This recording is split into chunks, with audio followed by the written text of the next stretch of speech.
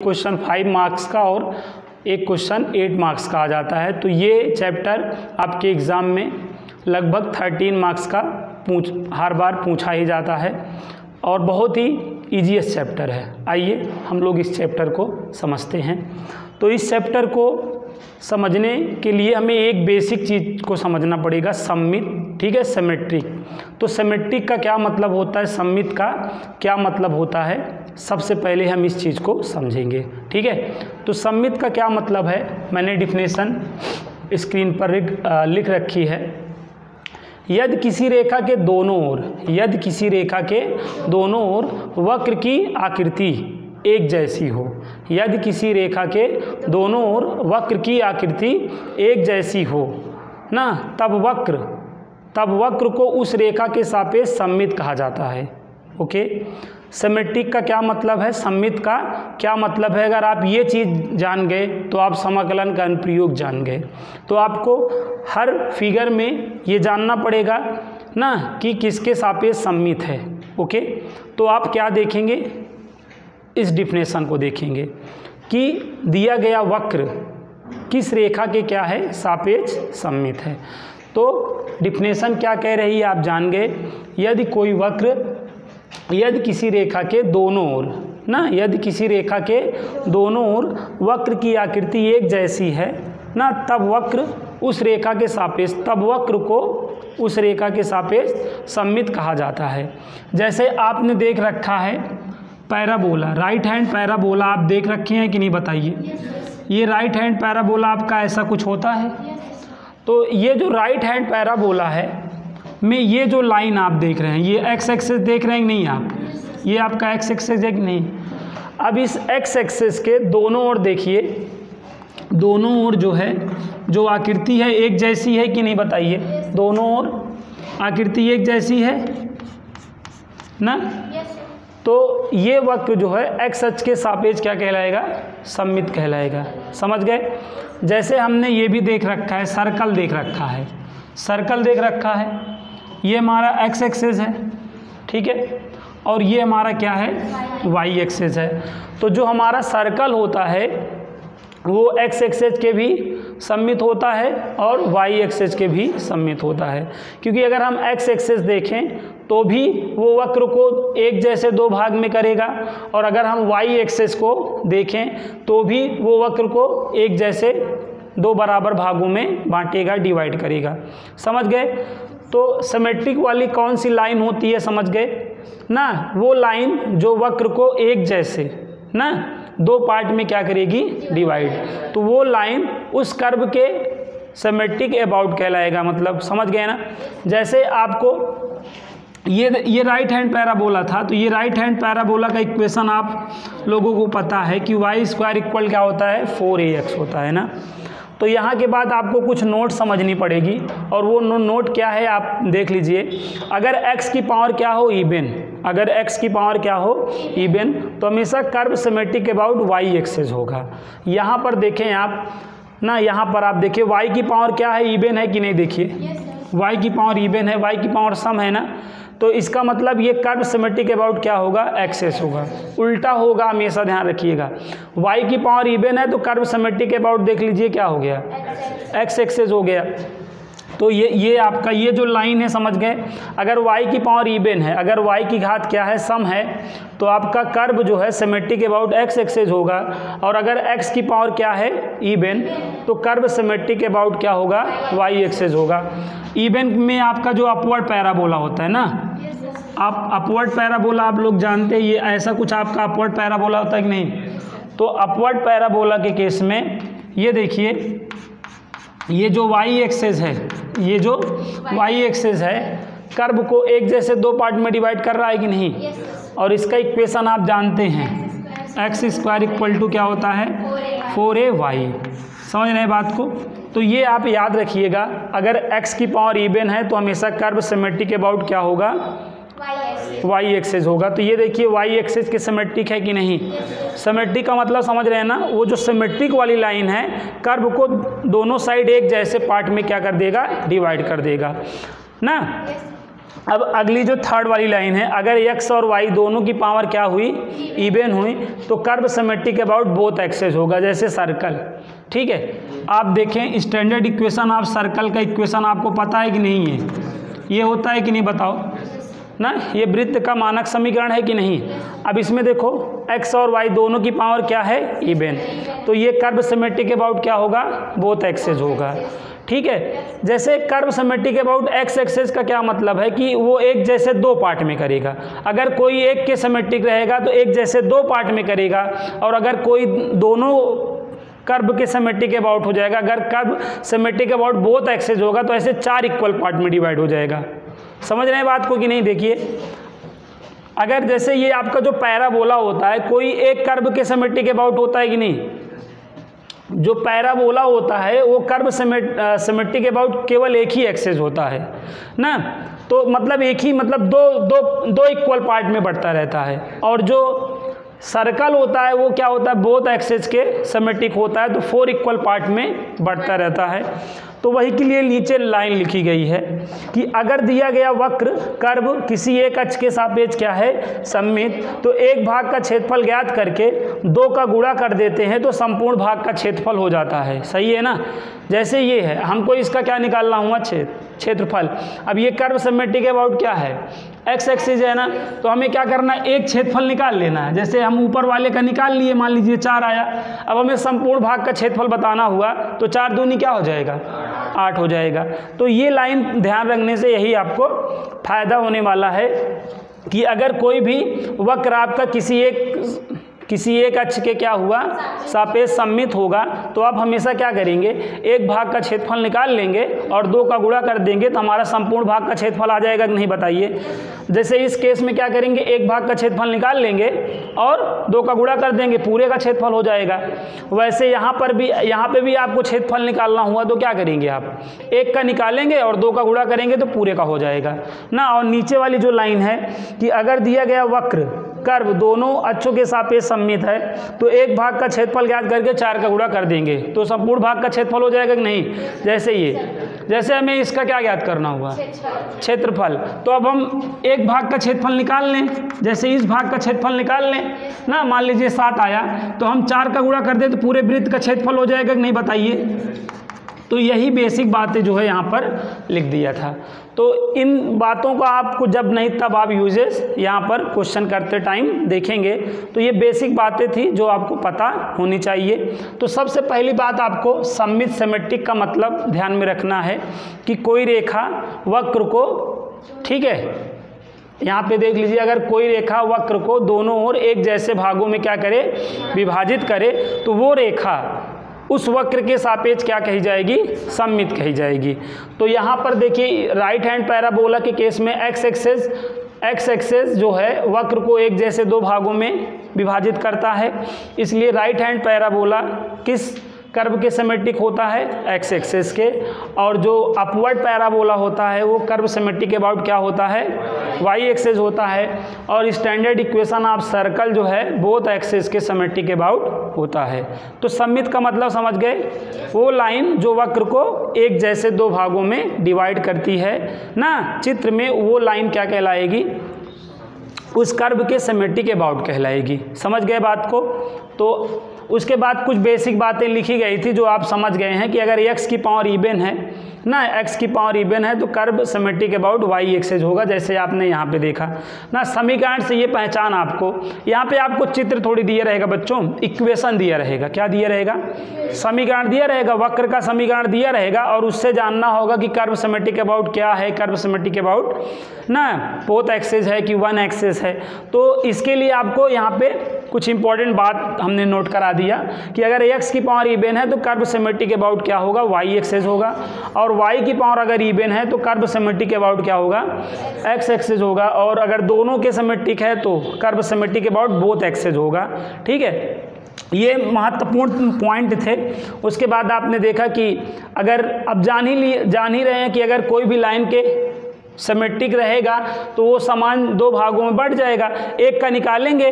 अब जैसे अगर 2 भाग हुए रहेंगे तो एक का निकाल के 2 का गुणा कर देंगे, पूरे का आ जाएगा। और 4 भाग हुए रहेंगे तो एक का निकाल के 4 का गुणा कर देंगे। 8 भाग हुआ रहेगा तो भी एक का निकाल के समझ गए बात को कि नहीं? तो ये पॉइंट थे जो आपको समझ में आ गए होंगे, दिमाग में आप रखिएगा, ठीक है। अब आपको हम और कुछ बेसिक बातें बताते हैं जिनसे हमारा क्वेश्चन सॉल्व होने लगे, ठीक है। तो हमें कुछ बातें हैं कोऑर्डिनेट की याद रखनी पड़ेंगी, रिवाइज करनी पड़ेंगी, ठीक है ना। जैसे हम लोग ने याद रखा है कि जो राइट हैंड पैराबोला होता है, जो राइट हैंड पैराबोला होगा, ठीक है, उसका इक्वेशन क्या होता है, y² बराबर 4ax होता है। अब ये हमारे दिमाग में होना चाहिए, नहीं है तो आप बना लो। अब y² बराबर जैसे मैंने 8ax बोल दिया, तो इसका मतलब ये राइट हैंड पैराबोला ही तो है, और ये कर्व सिमेट्रिक अबाउट क्या होगा, एक्स एक्सिस होगा। ये कर्व सिमेट्रिक अबाउट क्या होगा, एक्स एक्सिस। तो अब ये आप जान रहे हो कि राइट हैंड पैराबोला है, तो उसका फिगर ऐसे बनेगा कि नहीं, बताओ। फिगर ऐसे बनेगा, और ये आपका क्या होगा, वर्टेक्स होगा, जिसको शीर्ष बोलते हैं, 0 0। और ये यहाँ पर आपका क्या होगा, ना भी फोकस a,0 होगा, ठीक है। और फोकस से जो लाइन जाती है वो लेटस रेक्टम कहलाती है, नाभिलंब कहलाती है। ये सारी बातें आपको याद होना चाहिए। लेटस रेक्टम कहलाएगा कि नहीं, बताओ ये ना। तो ये बेसिक बातें आपको पता होनी चाहिए। तो ये राइट हैंड पैरा, और किसके सिमेट्रिक अबाउट होगा आप जान गए, क्योंकि y की पावर इवन है, तो कर्व सिमेट्रिक अबाउट क्या होगा, एक्स एक्सिस। तो ये एक्स एक्सिस के दोनों ओर एक जैसा फिगर बनाएगा, जैसे इधर बनेगा वैसे इधर बनेगा, समझ गए। तो ये चीज़ें हमने आपको ना कोऑर्डिनेट में बता रखा है। अब जैसे आपने ये इक्वेशन देखा, तो ये इक्वेशन देखा तो आपको याद आना चाहिए कौन सा पैराबोला है, ठीक है।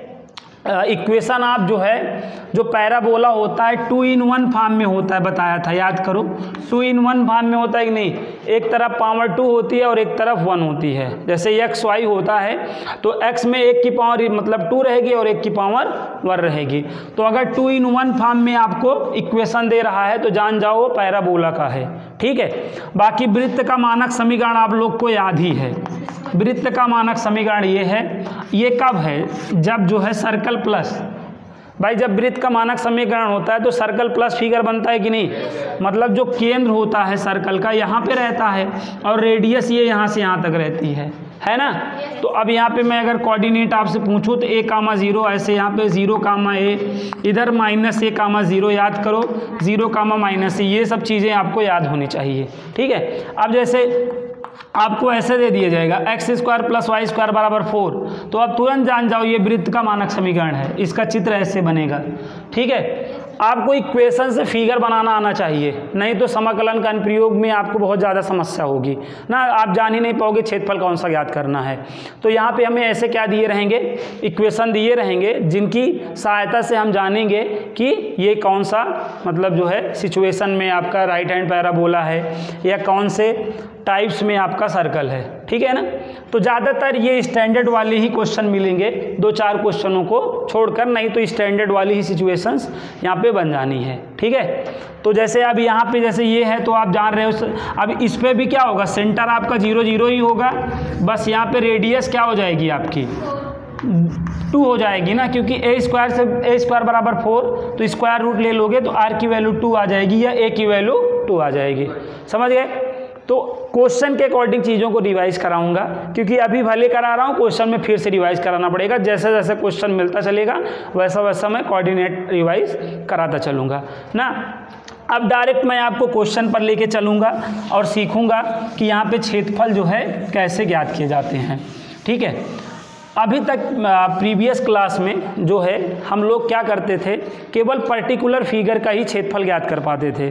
जैसे हम त्रिभुज का क्षेत्रफल निकाल लेते थे, आयत का निकाल लेते थे, वर्ग का निकाल लेते थे, ठीक है, समलंब का निकाल लेते थे, समांतर का निकाल लेते थे, समचतुर्भुज का ना। इस तरीके से कोई पर्टिकुलर जो फिगर्स होते थे ट्रायंगल में, जो स्पेशल मतलब फिगर्स होते थे, उन्हीं का क्षेत्रफल निकाल पाते थे। लेकिन हमारे पास ऐसा कोई कॉन्सेप्ट नहीं था कि हम कोई भी आकृति का क्षेत्रफल निकाल लें। लेकिन आज के बाद हमारे पास कॉन्सेप्ट हो जाएगा, कैसी भी आकृति बने, कोई भी टाइप की आकृति बने, तो उसका क्षेत्रफल हम जो है समाकलन के अनुप्रयोग से बच्चों ज्ञात कर सकते हैं। कोई भी टाइप का फिगर बन जाए, कोई भी तरह का अगर हमें फिगर दे दिया जाए, कोई भी सिचुएशंस का हमें क्षेत्रफल ज्ञात करना हो, तो यूजिंग हम जो है डेफिनेट इंटीग्रल ना help of application of definite integral हम कोई भी फिगर का जो है कोई भी सिचुएशन पे हम एरिया निकाल सकते हैं। ठीक है, तो अब आगे देखिएगा, अब आगे आपको ये बताएंगे, जैसे हमने आपको लिमिट ऑफ सम में बता दिया है, क्या बता दिया है,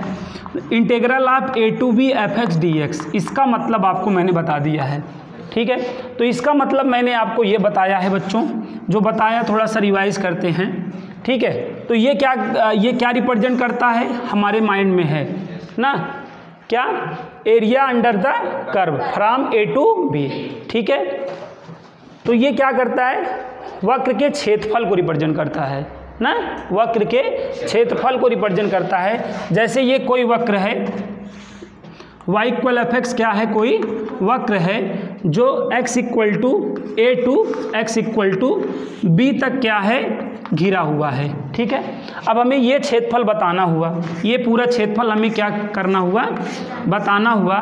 तो लिमिट ऑफ सम में हमने क्या कहा, एक आप जो है इस ना स्ट्रिप ले लो, एक आप पट्टी ले लो, एक पट्टी ले लो, कितनी चौड़ाई की, dx विड्थ की आप एक पट्टी ले लो, और हाइट क्या रहेगी, यहाँ पर y रहेगी, हाइट क्या रहेगी, y। मैंने कहा अब इस पट्टी का क्षेत्रफल बताओ, तो आपने क्या बोला कि आयत है, तो आयताकार के रूप में ये आपकी स्ट्रिप है, रेक्टेंगल के फॉर्म में स्ट्रिप्ड है, तो इसका एरिया क्या हो जाएगा, y dx हो जाएगा। ठीक है, अब हमें ये पूरा क्षेत्रफल, ये तो एक पट्टी का क्षेत्रफल हुआ, लेकिन हमें क्या चाहिए, पूरे का क्षेत्रफल चाहिए है, तो इंटीग्रेशन लगा देंगे तो पूरे का क्षेत्रफल रिप्रेजेंट होने लगेगा, लेकिन कहाँ से कहाँ तक का ये नहीं रिप्रेजेंट हो रहा है, तो a to b लगा देंगे तो ये पूरा क्षेत्रफल रिप्रेजेंट होने लगेगा कि नहीं, बताइए। और y हमारा क्या है, आप यहाँ पे देख सकते हैं, तो fx dx। तो यहाँ तक बात समझ में आ गई। अब ऐसे मान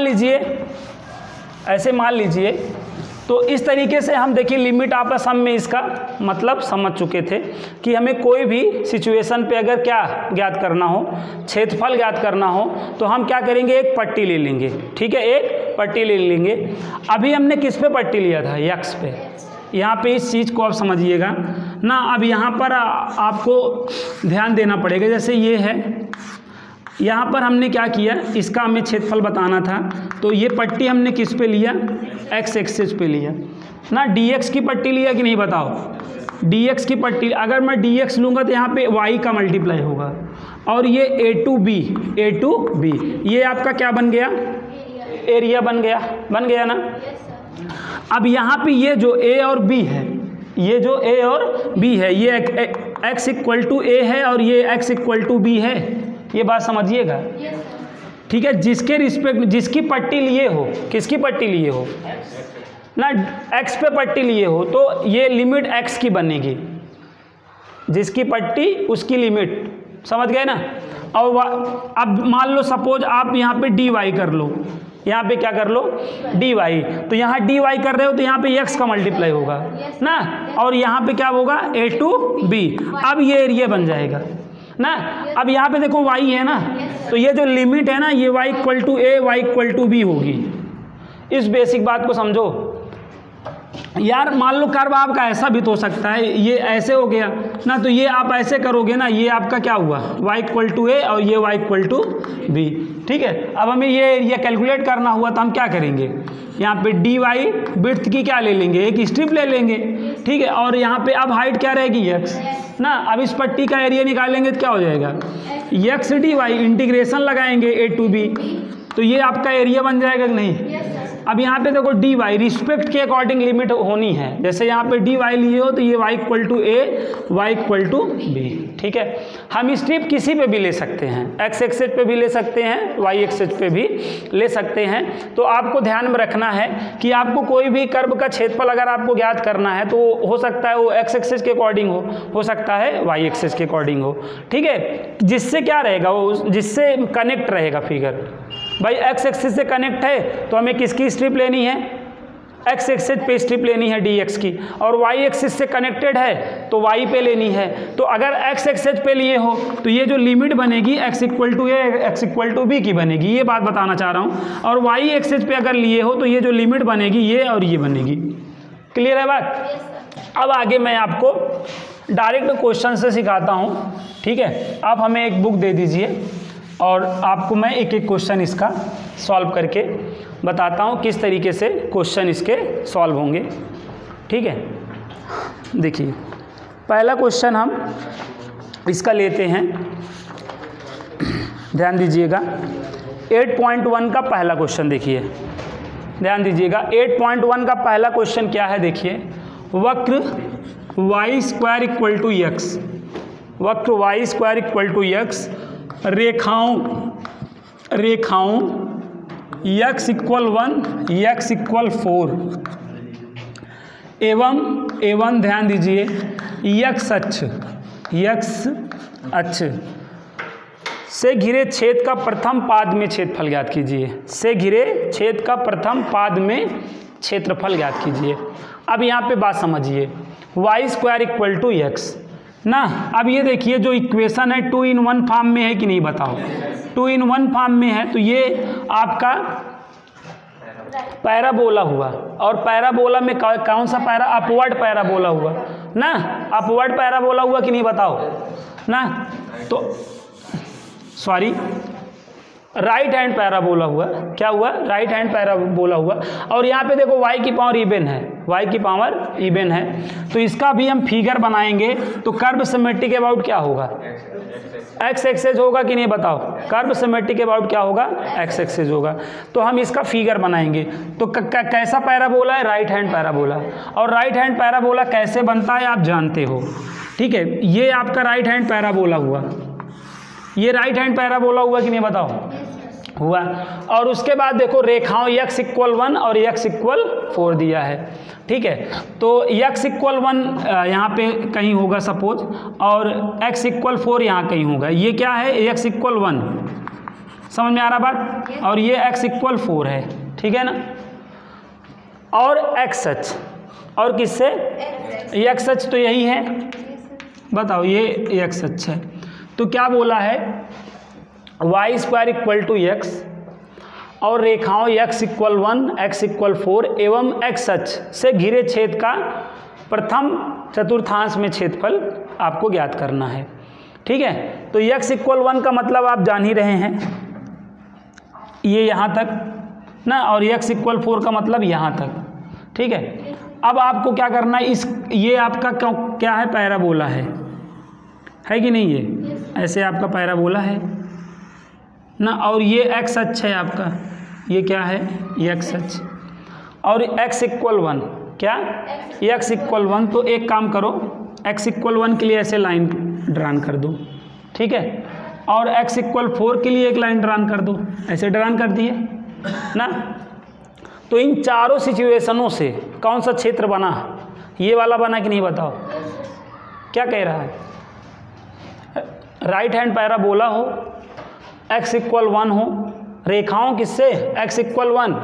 तो x इक्वल 1 का क्या मतलब है, पैरेलल टू y एक्सेस। अरे यार ये किसका है, अगर x इक्वल टू h है तो y h के समांतर रेखा हुई ना। x इक्वल टू 1 का मतलब समझ गए, y h के पैरेलल लाइन। तो y एक्सेस के पैरेलल लाइन नहीं ड्रा करेंगे, तो ये भी x इक्वल h था, ये भी x इक्वल h था। तो इसका मतलब x इक्वल 1 और x इक्वल 4 के लिए line parallel to y axis कर दो। तो ये आपका राइट हैंड पैराबोला और ये दोनों लाइनें और x अक्ष। तो अब आप देखिए ये वाला क्षेत्र बना कि नहीं, देखो जिसको मैं, ये देखो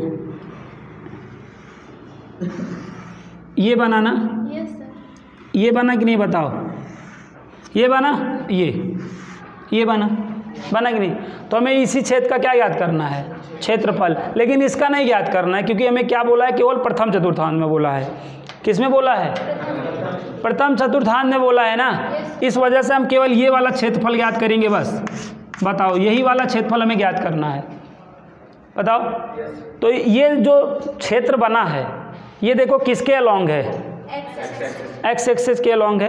तो जिसके अलॉन्ग हो उसकी आप क्या ले लो, उस पर एक आप जो है स्ट्रिप ले लो, ठीक है। किसके अलॉन्ग है, देखो x एक्सेस के ना।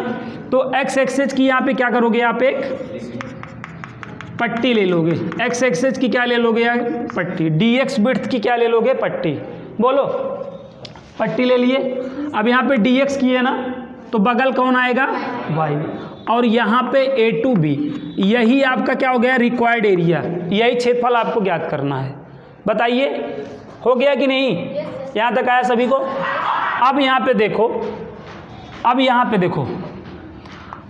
पे y यहाँ से y को क्या लिख सकते हो बताओ, अंडर रूट x लिख सकते हो कि नहीं, तो y की वैल्यू यहाँ से ले लोगे आप, तो ये क्या हो जाएगा, अंडर रूट x dx, ठीक है। और ये लिमिट हमारी क्या बनेगी, 1 to 4, लिमिट क्या बनेगी 1 to 4, ठीक है। और इसको हम लोग एक्सपेंड करना जानते हैं नहीं, x की पावर 1/2 dx ना, अब इसको एक्सपेंड कर लो, x की पावर 1/2 + 1 अपान 1/2 + 1, और स्क्वायर ब्रैकेट पे क्या लग जाएगा, 1 to 4 लग जाएगा। बताओ अब इसको सॉल्व कर लो, सॉल्व करोगे तो ये क्या आएगा, 1/2 + 1 3/2 हो जाएगा। तो यहाँ पर देखना क्या हो जाएगा, x की पावर 3/2, और ये चीज़ यहाँ पे भी 3/2, ये पलटवार करेगा 2/3 ना, और स्क्वायर ब्रैकेट क्या हो जाएगा 1 to 4। यहाँ तक आ गया समझ में। अब अपर लिमिट की वैल्यू रखो 2/3, और x के प्लेस पे 4 की होल की पावर 3/2 माइनस 2/3 1 की पावर ना 3/2। तो अब ये क्या हो जाएगा, ध्यान समझना, अब यहाँ पे कैलकुलेशन बहुत ही स्ट्रांगली करना है। 2/3, 4 को क्या लिख सकते हैं, 2 की पावर 2 की होल की पावर 3/2, और 1 की पावर चाहे जो हो 1 ही आना है। अब यहाँ पे एक पावर ये कट गया कि नहीं, 2 की पावर 3 का मतलब 8, और 8 दूनी 16, ये 16/3 माइनस 2/3 घटा दो 14/3, ठीक है, स्क्वायर यूनिट, ये हमारा क्या हो गया, वर्ग मात्रक, ये हमारा क्षेत्रफल हो गया, ये हमारा आंसर हो गया। बताइए, तो इस तरह प्यारे बच्चों हमें समाकलन के अनुप्रयोग के हर क्वेश्चन का क्षेत्रफल ज्ञात करना है। कुछ करना नहीं है, बस जो फिगर बोला रहे, जो क्वेश्चन बोला रहे, उनसे क्या कर लेना है, आपको ऐसे रीजन जो है बाउंडेड कर लेना है, और जो रीजन बाउंडेड हुआ रहे, अगर x एक्सेस के अलॉन्ग है तो x की पट्टी ले लो, फिर x की पट्टी लोगे तो y मल्टीप्लाई करेगा, ठीक है, जिसकी पट्टी रहेगी उसकी लिमिट रहेगी ना, फिर यूँ आपको कर लेना है ना। तो ऐसा करके आप कोई भी क्षेत्र का क्षेत्रफल ज्ञात कर सकते हैं, ठीक है ना। बताइए यहाँ तक